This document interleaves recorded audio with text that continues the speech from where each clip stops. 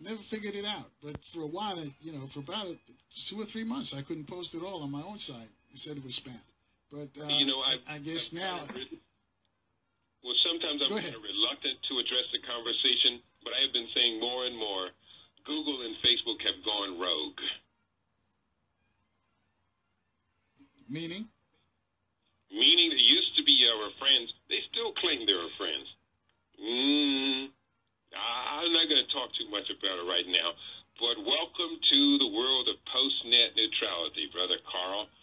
This is a hint of what's coming down the pipeline. Again, we're in a nation where we are a demographic minority, an economic and politically, socially excluded population.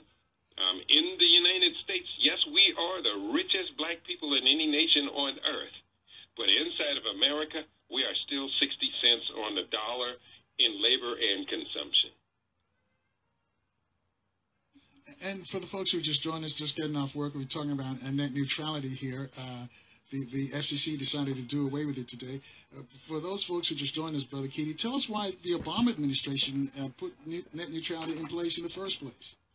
Well, they were trying to protect what was already in place. They saw this threat coming. Again, we're looking at the consolidations of these ISPs and media companies, and this has been going on since about 2010, maybe even before that. So they saw it coming. They knew it was coming, and they were more responsive to the tech community. You got to realize, Carl, that in many ways, Silicon Valley and the rapid advance of companies like Apple and Amazon and Netflix and many of these new players, Tesla, Jeff Bezos, the rapid advance of these new exponential organizations was a threat to old money, Carl. Old money is shaking in its boots.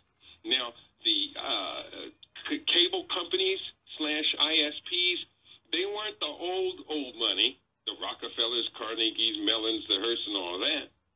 But they're not the new money because they're being displaced by the new money. So they were in kind of a middle ground, the end of the era of monopoly capitalism. And that's being undermined by OTT technologies.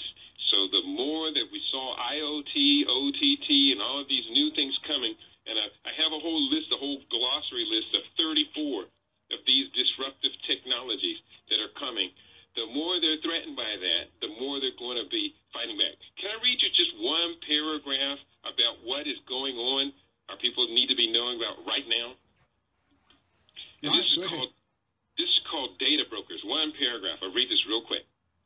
Also known as information brokers, these entities collect information about individuals from public records and private sources, including census and change of address records, motor vehicle and driving records, user-contributed material to social networking sites such as Facebook, Twitter, and LinkedIn, media and court reports, voter registration lists, consumer purchase histories, most wanted lists and terrorist watch lists, bank card transaction records, healthcare authorities, and web browsing histories. These data are aggregated on all of us as individuals, often made up of thousands of pieces of information, such as a person's age, race, gender, height, weight, marital status, religious affiliation, political affiliation, occupation, household income, net worth, home ownership status, investment habits, products, preferences, and health-related interests. Brokers then sell your and my profiles to other organizations that use them mainly to target advertising and marketing towards specific groups, to verify a person's identity, including for purposes of fraud detection, and to sell to individuals and organizations so they can research people for assorted reasons. Carl, that's not only going on right now, but this is expected to expand to be one of the major industries of the future. Makes one think twice about putting that cotton swab in your mouth and submitting your DNA to people you don't even know. Yeah, here's another issue too, Brother Keaty. For all the folks who use Facebook and you put in all your information on there. They want your phone number, or what books you like, what movie you like, what teams you like, what songs you like. They're using that information.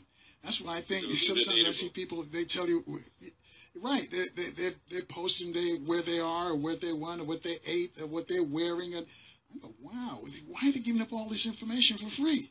My thing is, I use Facebook. Well, I give the least information as I can. I mostly post about news, by the way. But they keep asking for my phone number. That's the last thing they're going to get. They will ever get. Right. If they have my phone number, I'm out. Because there's too much information and they sell that information. That's true. Those are the data brokers, and this is one of the 34 disruptive technologies of the future that I write about in my upcoming book. It's less than a month away, Carl, called Futurenomics. And speaking about that, one of the changes they did too, Brother Keaty, they shifted the oversight of the internet from the FCC now to the Federal Trade Commission. So what does that tell you? That the FCC, which is dealing with the communications, now they pushed it over to the Trade Department. So what does that say? What do you read there? Well, the SEC, Securities and Exchange Commission, basically their mandate is to make sure that everybody plays fair and above the table. That's the SEC. They want everything to be open, transparent, and fair, and they will punish you if you violate those rules. Now they've moved it to the, what was the name of the agency? I'm sorry? The Federal Trade Commission, FTC. Yeah. So Federal Trade Commission, now basically the FTC is mainly dealing with the protection of the corporations, the facility of the corporations. So in essence, they've commoditized, privatized the internet now, and that really does not necessarily fit the democratic agenda, but the capitalist monopoly agenda.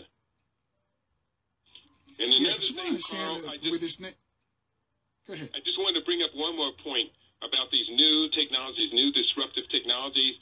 A lot of people are being encouraged to put this little box in their house that says, turn on the lights. Oh, look up this. I want to know this. This fits a number of different things, talking about conversational user interfaces, etc. But you got to realize these things are on 24/7. And they can hear all of your private business. Yeah, we need to get into the streaming business. We need to really get into this business. Some of our folks, to have a choice, because right now we don't have a choice. But for people who are getting in the streaming business, it's gonna be real hard. It's gonna be harder for them now. Netflix has already got a lot of clients, so they're okay. But if you're just starting, you've got to pay the new freight, which is probably much more than what cost. The head count costs more than what Netflix is paying right now. So it's going to be much more difficult for people who are starting up their streaming businesses. Except for in Africa, where we have the world's largest consumer market, expanding consumer market. The growth rate of the middle class on the African continent is the highest rate of growth of middle class, still a relatively low number to begin with, but the rate of growth the fastest than anywhere else in the world. The youngest population of any other part of the planet is Africa. The theme called Africa Rising is our saving grace. Carl, the fact is if we are not ready, willing, and able to move into the future on this pathway called Africa Rising, then we will get left behind, and it's not going to be pretty. What has happened in South Chicago, and the violence and the deaths and the drug running and the no jobs for the young people, that's a good example of what living ugly in a rich nation is going to feel like. Well, it's going to be interesting to see how this flows out, because you're right.